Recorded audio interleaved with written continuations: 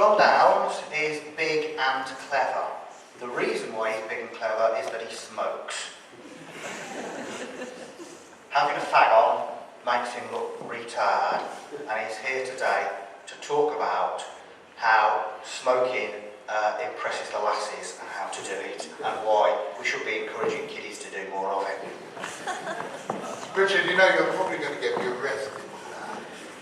Okay, ladies and gentlemen, I am actually doing a talk I always said I would never ever do.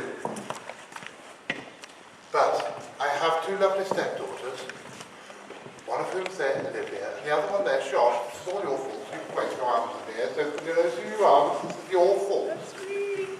Who has been pestering me for a couple of years, saying I really have to do a talk about the Owlman. I don't want to do a talk about the Owlman.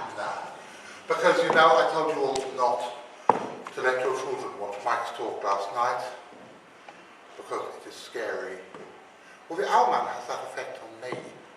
I have to say that I owe my career to the Cornish Owlman, because I've written 30-odd books in my life, and the Owlman has outsold all the rest of them put together, and then some.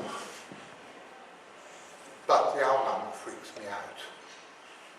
It does. Whenever I have to give a talk about the Owlman, I'm only doing this to be nice to my darling stepdaughter, who I'm going to be nice to do for the rest of the weekend. But the Owlman comes into my dreams, comes into my head, and it's something I would very much rather wasn't there. Okay, David, I can't remember what order the pictures are in, because I've spent the last 3 weeks going to all the speakers saying, I need your PowerPoint presentations by this, I need your PowerPoint presentations by that. And I was up to having a cup of coffee at 9:30 this morning. I thought, oh my God, I haven't done it for myself. So, I have no idea what order these are in, but we will go and start. David, first one please.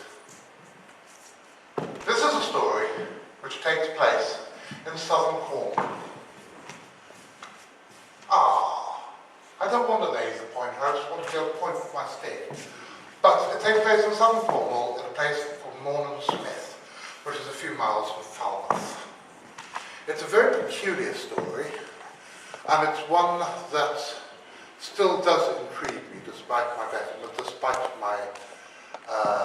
better judgment. It does intrigue me after having researched it for nearly 20 years. David, next one please, mate.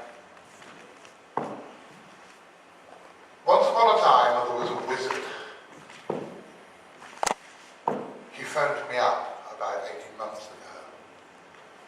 Just after I was married last October, Harry bloody Potter, I don't want to hear any more about Harry bloody Potter, and they're saying bloody Dumbledore's gay now, what do you think that does for wizards like me? I said, Tony dear boy, his name is Tony Shields, he's an old friend of mine, and he's the nearest thing to a father I have still living.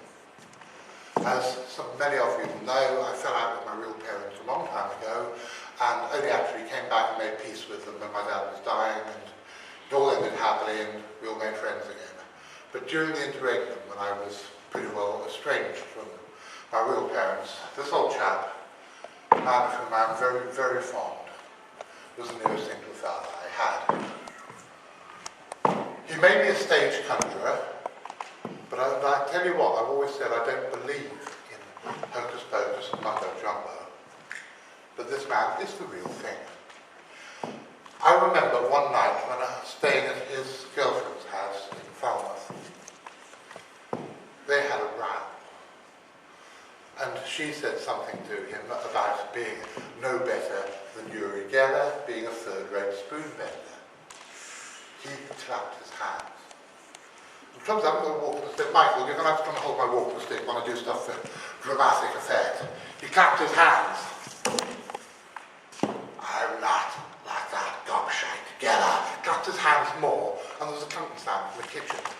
He said, now go to your bloody cutlery drawer, woman. And every spoon in the cutlery drawer was bent. I was there that night. I'm not making this up. I have seen that man do stuff which does defy any rational explanation. And the only explanation, as a reasonably empirical scientist I can bring up, is that that guy's a wizard. I don't believe in mumbo jumbo and hocus pocus. But that man has control of laws of physics over which we do not actually understand. Next picture, David. I have always envied him. That headline on the left-hand side. It appeared in The Sun in 1978, when they said he was the weirdest family in the land. Now, I don't know why anybody would think that an overweight man with long hair and a beard, living in a rural seclusion with a bunch of weirdos, would be counted as the weirdest family in the land. I always thought it was a perfectly normal and rational thing to do. However, at the time, Doc Shields was known as the person behind anything weird that happened in Cornwall. Now, next picture, please. In fact, we can come back to that one. That's just proof that the good doctor and I have been known to share a few drinks occasionally. Next one. Back in the summer of 1976. Who remembers the summer of 1976? And I'm getting older half the time. I'm talking to an audience who weren't born in the summer of 1976. And that really begins to freak you out. When you have people who are quite obviously grown-up young men and women come up and say, who were the Sex Pistols? You think, oh, for God's sake, I really am getting old.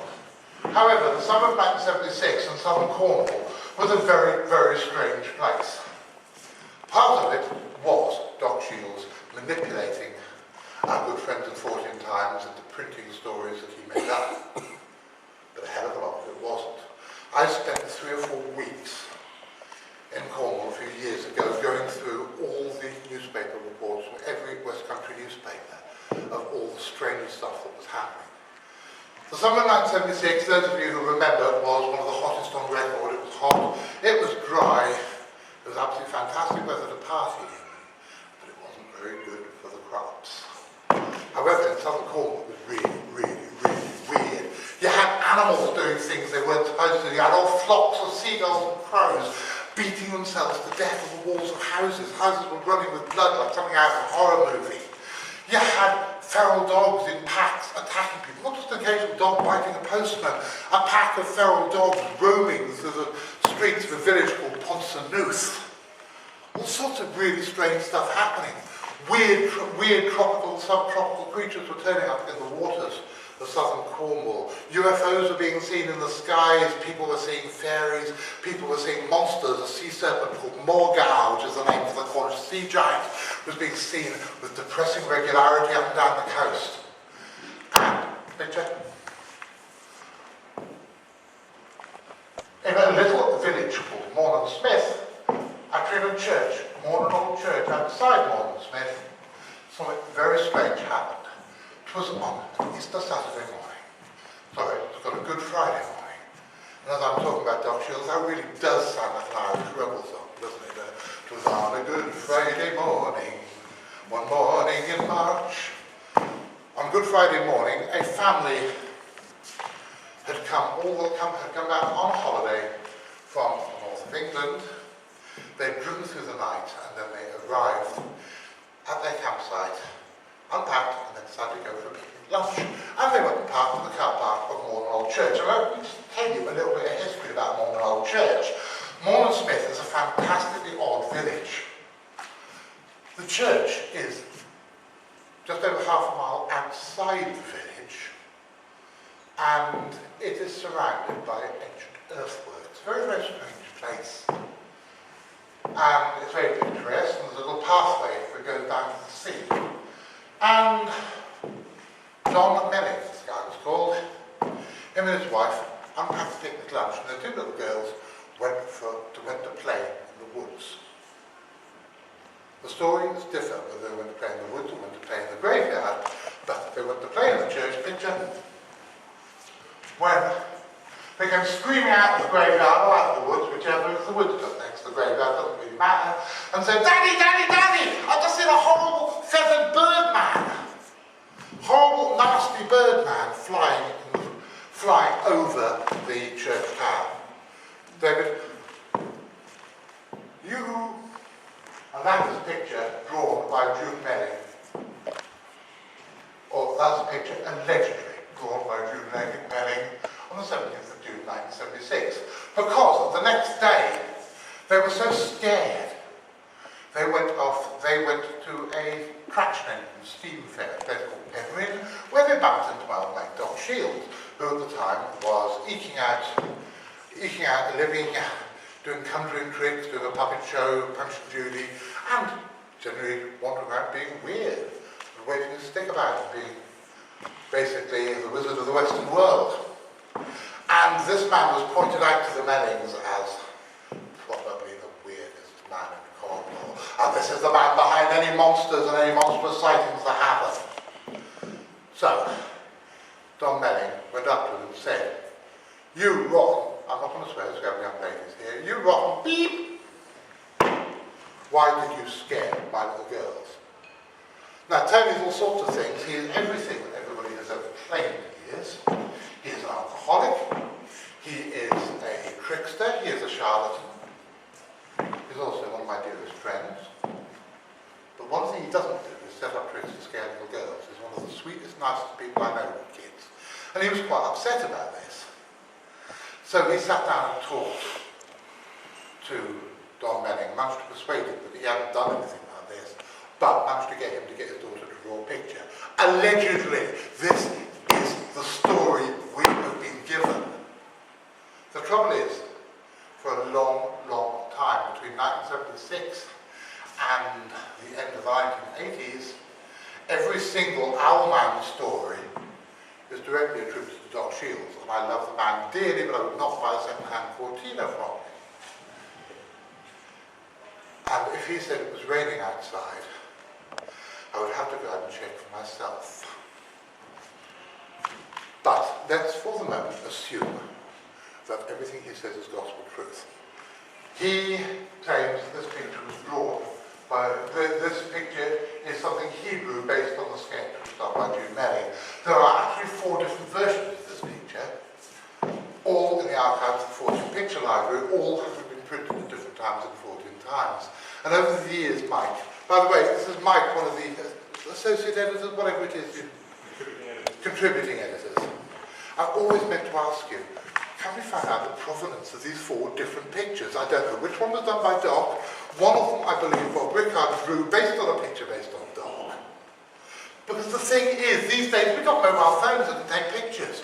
Everyone's got a digital camera, we've got scanners, we've got photocopiers. This was 1976. And these things just were not readily available. So the way to make a copy of something was to draw it. But I really don't know which of the 4 pictures was him, which of the 4 pictures was the original one from June Melling, which of the 4 pictures was drawn by Bob Rickard, which I believe was drawn by Janet Board from the Fortean Picture Library. However, the story gets weirder.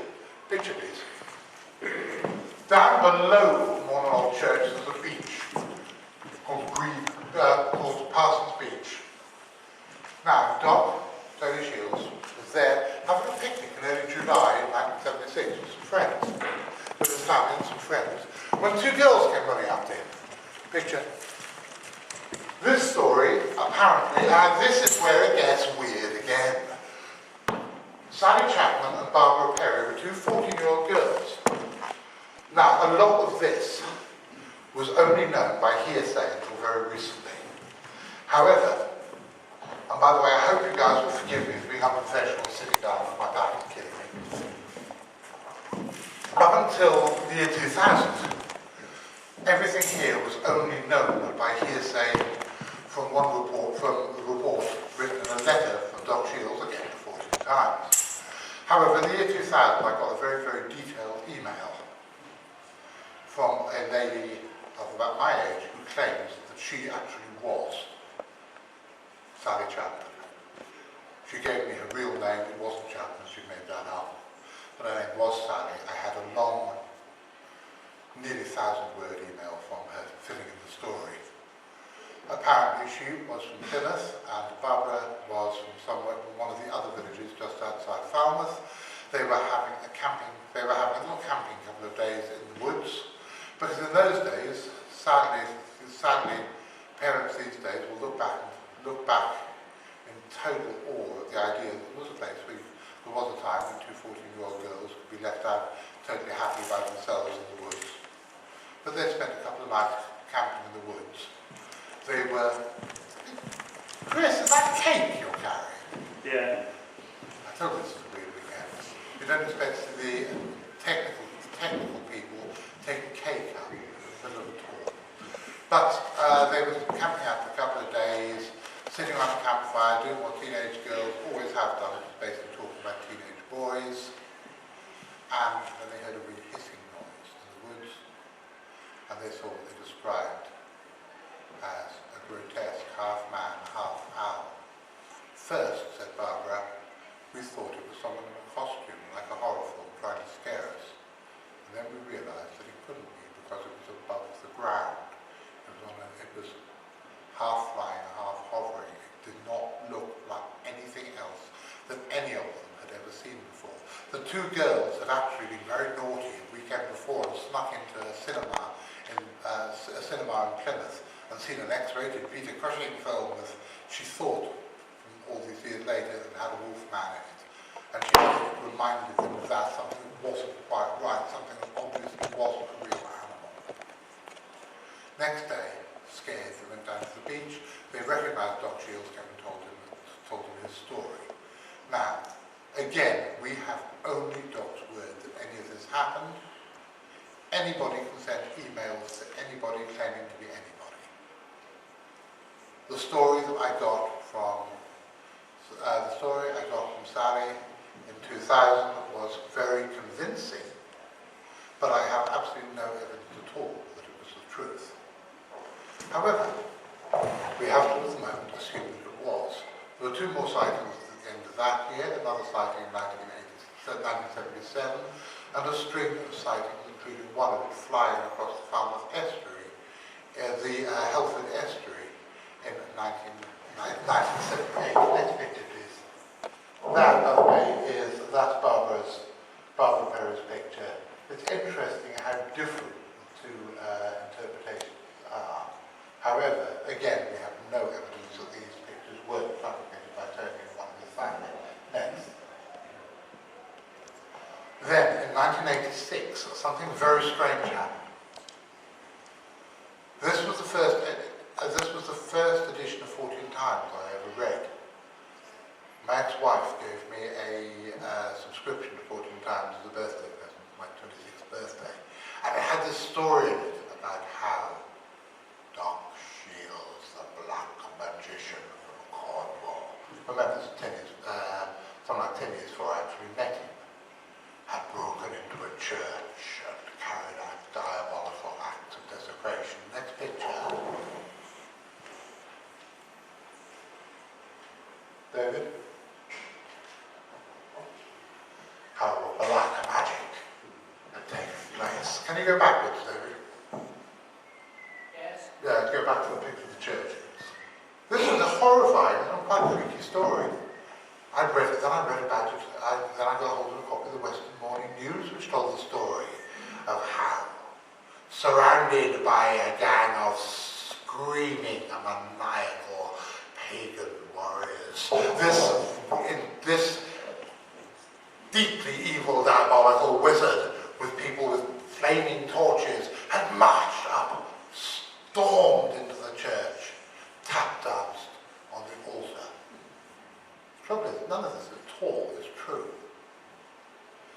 It took me a long time to find out what really happened. And the truth, although very amusing, is far less exciting, far less horrific than the story that the papers printed, and completely unblasphemous. Absolutely nothing that any churchgoer of my acquaintance could possibly object to. The story goes it was Halloween of 1986, and as I have already intimated, Tony Shields is somebody who had got a reputation all the way from Southern Cornwall of being involved in strange things. Now, there was a bloke from the BBC. I know his name. He is actually a fairly senior BBC executive now. The BBC have more money than I do, and they will sue me, so let's call him Mr. X. Because I don't want to tell what happened to Mr. X, because it is absolutely linked. It's funny if I tell the story, I can't prove it, they'll probably sue me. So let's go into the story. What happened was that he was in Falmouth this Halloween and thought, oh, wouldn't it be a nice idea if BBC Radio Cornwall could do a little story about the local wizard? So they came and found Tony. Well, Tony was in a pub. This will not surprise anybody. So, Mr. Shields, call me Doc, everybody does. So, Doc, would you be able to do something for us for the BBC? What's the BBC? You know, the British Broadcasting Corporation, we could pay your expenses. Our expenses, would they be? Well, yes, of course we could. Well, stick with me because something will be happening at midnight. And you can see the BBC guy thinking, here, I'm going to get my Pulitzer Prize for journalism here, I'll stick with them. Remember, this was 11 o'clock in the morning. What happened was there was a pub crawl around Falmouth. They went from pub to pub to pub with the BBC guy having to buy drinks for everybody that Tony knew. And believe me, I've been walking around Falmouth with Tony. He's like a sort of mafioso don. Everybody knows him. And so I can imagine that this, back in 1986, the figure of £250 was mooted to me by my source within the BBC, and 250 quid in 1986 was a lot of money. The idea that the BBC guy had wasted 250 quid buying drinks for Tony Shields' beer buddies, only to find that at midnight they ended up at the Red Lion in Smith, wandered up to the church, where Tony said, "This is where it all happens." Tony walked in, muttered a few words again, and left again.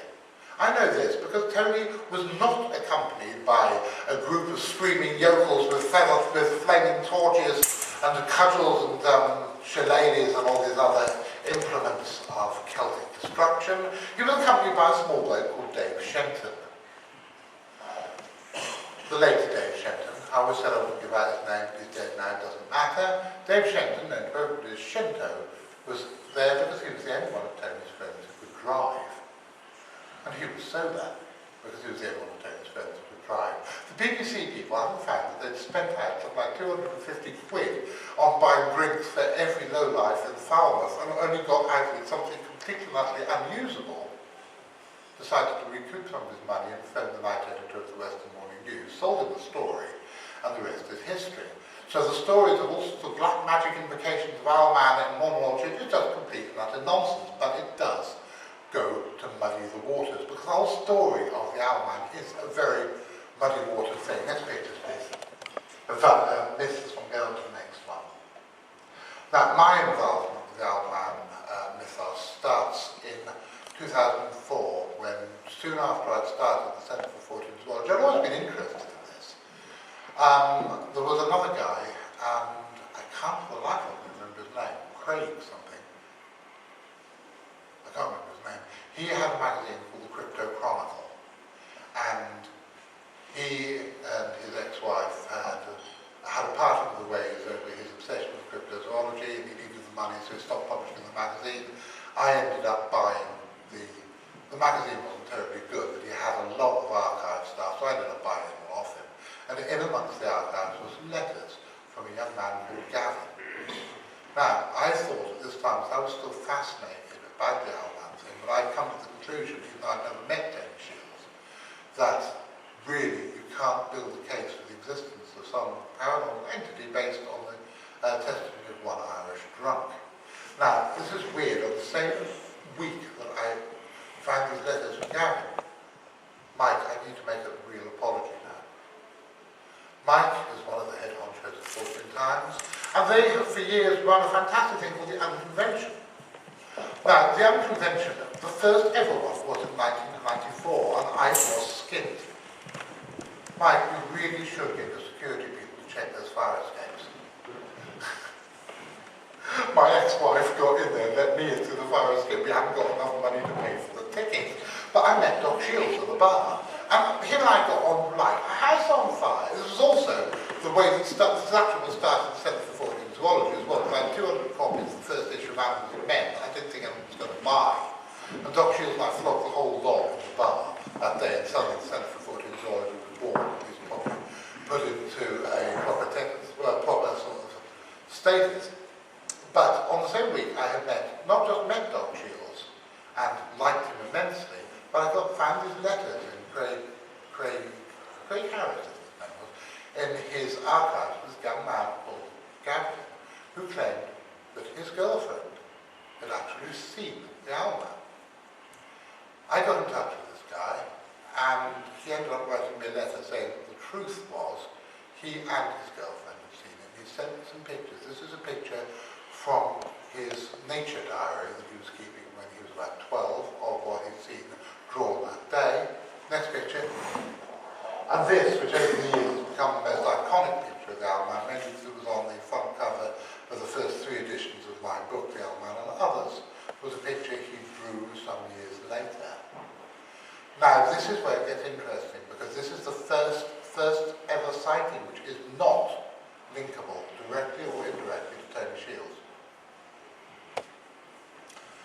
The story goes that at the age of 12, he had been on holiday in Cornwall with his girlfriend's family, and they were going for a walk one night on a campsite just down the road from Norman Smith, and they ended up in the woods at the outskirts, the woods just by the church, and they encountered this creature.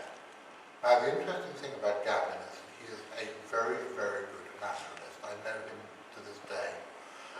He is observant to an almost alien retentive degree. He's one of the most meticulous observers that I know. So if he said, if what he said happened, it happened. Now, for the first time, I had a witness that was not linkable to Tony Shields. The trouble was, he was only 17 at the time and he was doing his A-levels. But I invited him to come down to my place, and somewhere I have still got 3 hours of video. Now, it's got to be said, I have no qualifications in science. I'm a journalist above anything else, but I do have a great fondness for detective TV series, and I know how to interrogate a suspect. And I spent 3 hours interviewing this poor lad, and you can see he was terrified. When he was talking about the sweat was dribbling down his brow. He was reliving a really real and horrific event, and I've got this on video. Richard's seen it. I don't think anyone else in this room has. Nobody else will, because the guy's identifiable from it. I was promised that I wouldn't identify him. But I then began to believe this is something real. Next picture. Over the years, I became very friendly with Tony Shields. And for 4 years, I researched my book, The Owlman and Others. And I spent an awful lot of time in southern Cornwall. Now, there's a guy, God rest his soul, a guy called Mark Travinsky, who a lot of people were very fond of Mark. Mark hated my guts, and I didn't think much better of his. But he was a bloody good editor of a magazine called Strange in the United States. And he dedicated a whole issue, I think it was issue 9 of Strange magazine, into proving that Doc Shields was an alcoholic Irish trickster. Well, duh! That's a bit like saying John Downes needs a haircut to lose a little bit of weight. Of course he's an alcoholic Irish trickster, but that does not mean to say that everything he said did not happen. I spent a long time tracking down and interviewing everybody involved with the case that I could, and despite the fact, as I've said 3 times already, I'm going to say again, because it bears repeating, I do not believe in that mumbo jumbo and hocus pocus. I believe that the case is substantially true. I believe that the stories that have gone into the public domain of what happened in 76, 78, and 79 are substantially true. Because at the end of 95, this letter appeared at the night editor of the Western Morning News. This is another Owlman sighting. I do have the name and address again of the people. I've blanked it out because I respect witness confidentiality. But the Owlman sightings keep on coming. They trickle in. The most recent I've got about 2.5 years ago. Every couple of years there is one. Next picture, please. Every couple of years there is a sighting, and the important thing is, David,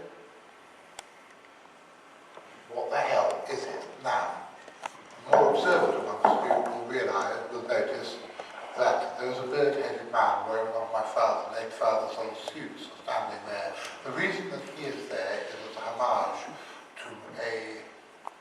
surrealist artist was Max Ernst. Max Ernst was one of the most important surrealist artists. He wrote in the 1930s, he wrote what has often been described as the first graphic novel, called Owlman which told the story of the adventures of a bird-headed man called Locklon. He wrote this, even though he spent most of his life in London, Paris, and other metropolitan centres.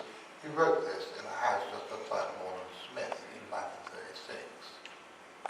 Tony Shields believes, and I think he truly does believe this, that there is some inexorable link between the fact that the Owlman, between the fact that he wrote the story of the bird-headed man in Morland Smith and carried out all sorts of strange art projects involving bird masks, dancers, and high strangeness, together with another surrealist artist called Leonora Carrington. Tony Shields believes that it is no coincidence that at the time, almost at the same date when Max Ernst died, the Owlman made its first appearance. I don't know what I believe about this stuff. I have got the sneaking suspicion what I think happened. Now, last night we heard from Mike Hallowell about poltergeists. I respect Mike's theory of how they work, and I think it's probably substantially true. I believe that the Owlman is like a three-dimensional visible poltergeist. The fact is, with one exception being Gavin, the young man I told you about, every Owlman witness has been a pubescent girl. Anybody who has ever lived in a house with a teenage girl going through that most traumatic of changes in her life will know what a complete and utter pain in the neck it can be. Can you imagine if some of that rage, anger and angst somehow becomes externalized using the same mechanism as Mike was talking about last night? I believe that the only reason that Gavin actually saw the Owlman was that he was there with his pubescent girlfriend at the same time. I think this is a three-dimensional poltergeist, but why is it an Owlman? Why is it the feathered birdman? Is Tony right? Is it because of somehow the ghost of Max Ernst had managed to impose itself on the landscape? Is it because Tony had, back in 1976, read a copy of John Keel's The Mothman Prophecies and thought, I wouldn't mind a bit of this in Falmouth, and started to concoct a local legend which somehow then managed to impress itself upon people? Is it because there was a long link between Phoenician tin traders and the southern Cornish and Morland Smith and the Helford River, one of the stopping off places for the people that come up from Phoenicia in the Middle East to come to collect Cornish tin, and this happened thousands of years, and the Phoenicians worshipped a giant owl? Or is it none of the above? Is it something else far too esoteric, far too strange for us to understand? I don't think it really matters. I really don't think it matters. Because when it comes down to it, the Owlman does exist. The Owlman continues to exist. Every time I get too close to it, something happens, and I don't want to get too close again. David? I don't want to get too close to it. I leave it to you guys. I've written the book. I've done my time for Owlman. I've paid my dues. I have, for 20 odd years now, been researching it. If anybody else wants to go, you are welcome. You can take over the mantle. You can write the next book. You can write Owlman 2, the next generation. I don't know what the Owlman is. I'm not going to say I don't care what the Owlman is. I'm distancing myself from this. Is probably the last time I will ever talk about the Owlman in public. But I tell you what, when one or both of my two beautiful stepdaughters finally make me a granddad, I'm not going to let my grandkids go and play in the woods at Morland Smith. Now, one final thing. Tony Shields is the next best thing to a father I've got in this world. He phoned me up the other day. He has cancer. He has cancer of the lip, which is probably not operable. Tony is a shocking old bloke. Like I said, everything that I've ever said about him is true. Everything anyone ever said about him is true. He's a very dear and very sweet old man. I'd just like you all to remember in your thoughts and prayers to whatever God you believe in. Just remember him in your thoughts and your prayers and help him through what is going to be one horrible time, both for him and for everyone who loves him. But, ladies and gentlemen, sorry to end on a somber note. Thank you very much indeed for letting me waffle on. Olivia, Josh, was that okay? Yeah. You're never going to want me to do this again, are you, dear? Thank God for that. Owlman has left the building. Ladies and gentlemen, thank you very much.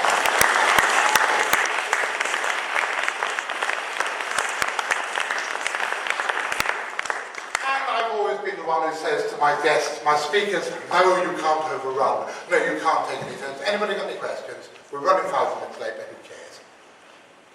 That's fantastic. Oh, no, Daniel. Can you give that to Dan? Cool question for you. Not until you've got the microphone. I've got an archaeological question for you.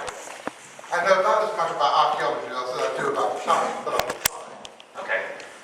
The church at Morland Smith sounds like the old Christian technique of block a church on an old holy site. Just roughly, what do the earthworks look like? What was the site at Morland Smith Church? Okay, there are several, actually an archaeological question I can answer. It was originally, St. Morland was one of the very speculative Celtic saints. No one actually knows anything about it. St. Morland's church had been there for quite a long time, and I think it was probably a site of a very early Celtic church. There was a hill fort there, they built a church there, they knocked down the hill fort, the ramparts still remained, and they built a Saxon church on top of it. So the hill forts are not, say, a henge? I don't know. But what I do know is that they're doing more excavations there at the moment.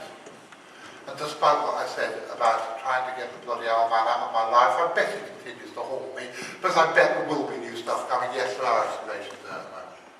The one question you want to ask... Can you give Dan the microphone?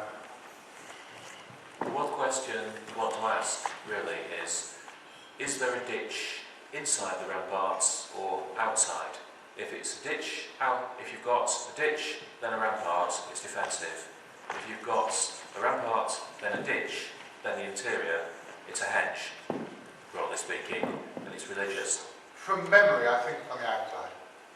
But, Daniel, now you've really put me on the spot. I've been going there for 20 years.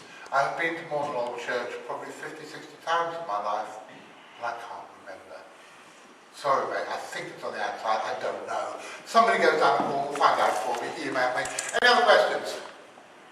Okay, it is. At the risk of putting my own talk back there, actually. Sorry? At the risk of putting my own talk back That's there, okay. Very quickly, are there any Oh dear, this is all the Fortean Times people, really sort of jostling for attention. are there any plans to bring out the Owlman movie on DVD? No. In a word. I am a pillar of the local establishment. I support the local church. I do all sorts of things to try to atone for my sins in the past life. And that incredibly badly done 48 minutes Farrago's totally pointless sex and violence will never ever come out on DVD. Shut up, John. Yes, Mike. Did you establish in the course of this 3-hour interview, Gavin, how much, if anything, you knew of the Owlman tradition and what the Owlman was supposed to look like? Yes.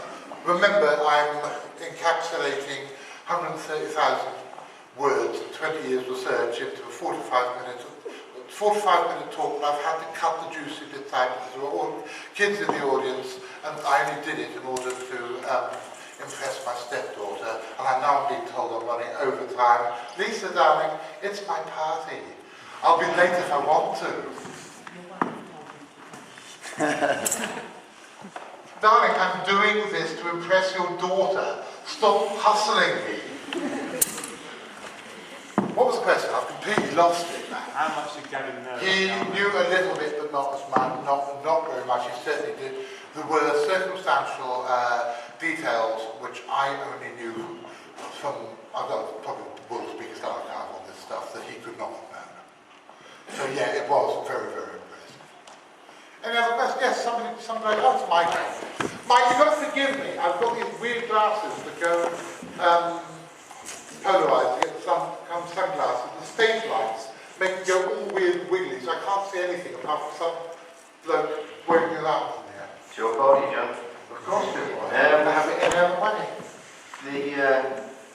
Have you ever worried about how comfortably the Owlman fits into like Cornish mythology? I mean, does it just stand alone, or do they connect with other sort of aspects of Cornish? Now, this is a very good question, Michael. It fits into the global mythos. There's birdman stories from all over the world, most famously in Fortean being the Mothman of Point Pleasant, West Virginia. But no, that don't seem to be. The only Cornish mythological thing I could come up with was a possible, and this is really tenuous, link with the Phoenicians and the giant owls. The sacrifices to giant owls. I think this is nonsense. However, this just shows it's an object lesson in how, if you're researching stuff, you've got to do it properly. Because if you read any of the books on mystery animals written up until my own estimable book was published, you'll hear how in the 1920s, at a place called Mount Hawk, which everybody says, ha-ha, what a wonderful lexi-link, two boys were frightened by a giant feathered bird man that they could not identify. That's nonsense. If you actually go back to the source material, like I did, I think the first person to do it in 50 years, I found the parish magazine for Treluric, I think the name of the village was, at Mount Hawk in Cornwall, and the story was two boys in 1923 had been pecked by an injured goose. You've got to go back to the original source material, and you mustn't believe anything that an alcoholic wizard tells to somebody else who's a friend of a friend in a pub one night. Next question. Steve Jones. It's Steve Jones. Not so much a question, John. I mean, you know this because I sent you the article. But around the same time as Doc Shields was involved with the Owlman, there was a, quote, pterodactyl floating around the Aire Valley in Yorkshire, and quite a lot of sightings in the 70s and 80s of that. 1976 was just a weird year. You get weird years. Anybody who's read my book, The Rising of the Moon, will know in South Devon in 1997, it was a weird year. Just weird stuff happens, and it happens in waves. I don't, like I said, for the fifth time today, I don't believe in those uncopicus pocus and mumbo jumbo, but there's a hell of a lot about the way the universe works we don't understand yet. And I think if we could understand the laws of quantum physics, I don't know what it is, the laws of whatever, that cause all this weird stuff to happen at once, then we would know a hell of a lot more about the true nature of the universe than we do. Matt Osborne on the front. This, I think, Matt's probably really the last question. Michael? Matt, what's the thing on the front? Thank you. Is there any link between the giant owls that were worshipped by the ancient traders and the giant owls worshipped by George W. Bush? Yes.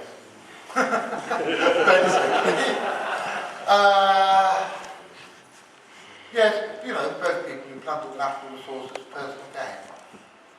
Yes, there isn't time to go into it. I can give you pamphlets, book stuff on the subject if you like, and stop taking I should really stop taking cheap shots at the American president that we all know. God bless America, is a wonderful, wonderful man, and only has all our best interests at heart. So I really must have a go at this wonderful, wonderful saintly man. You know the Vatican planned to make him a saint. Really? Yes. No, I just made that up. Richard, come up and introduce Mike because we are running late. We're not running very late, and we haven't got an extra hour.